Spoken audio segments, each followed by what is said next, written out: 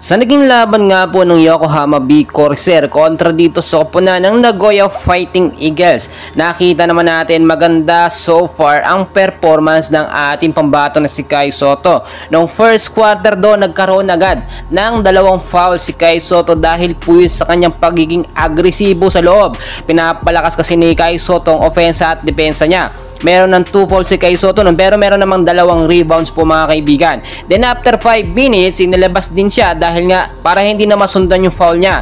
So ang laki ng kalamangan ng FE Nagoya, talagang tambak dito sa first quarter ang koponan ng B-Core sa score na 10-20. Wala ring Yuki Kawamura dahil meron po siyang mild injury kaya hindi po nakapaglaro. So napakalaki talagang kawalan ng Yuki and Kai Sotto tandem sa loob mga kaibigan, sobrang natatambakan.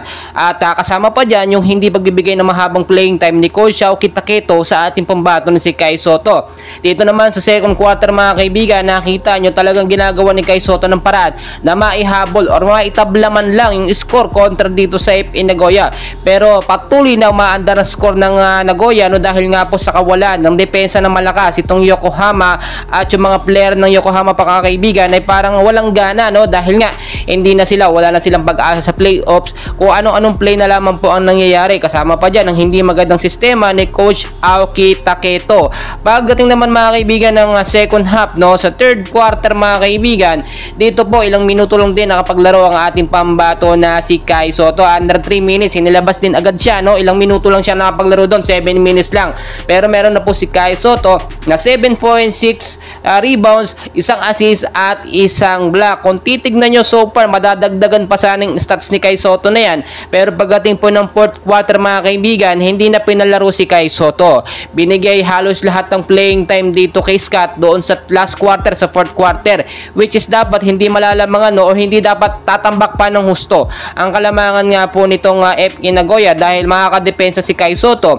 Kapag mga intense at mga last quarter, dyan talaga bumabanat ang galing ni Kai. Pero dahil nga parang wala na lang itong game na ito, dahil wala namang pag-asa na sa playoffs ng Yokohama, pinalaro na lang si Scott para magkaroon ng playing time at makagawa ng highlights. Kung titignan nyo mga kaibigan, para sa akin dapat hindi na maglaro si Kai Sotto next season dito sa B-Core dahil sa hindi magandang sistema ni Coach Aoki Taketo. Hindi naman porkit hindi na sila nakapasok o hindi na sila makakapasok sa playoffs, ganitong play na lang ang mangyayari. Kitang kita naman, walang Yuki Kawamura, walang sistema na maayos, hindi talaga magresulta ng maayos yung play kung kanya-kanya sila. Bakawan ng bola si Utop, si Oliver, kita nyo tira ng tira. Si Kai Sotto pinapasahan pa nga si Utop, pero si Utop hindi naman po pinapasahan etong si Kai Sotto ng bola. Well mga kaibigan, may ilang laban pa sila and hopefully sana magbago yung sistema ni Coach Aoki Taketo. And please mga kaibigan, huwag kalimutan mag-like and subscribe. Maraming salamat.